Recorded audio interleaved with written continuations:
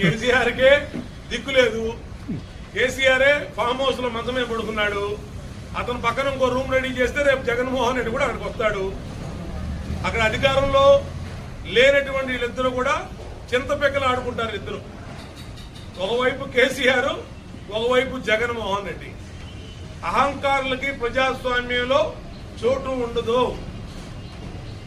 దుర్మార్గులకి, చట్టాన్ని అతిక్రమించి పనిచేసే వాళ్ళకి, అహంకారులకి ప్రజాస్వామ్యంలో డెమోక్రసీ ఉన్నటువంటి మన దేశంలో చోటు ఉండదు.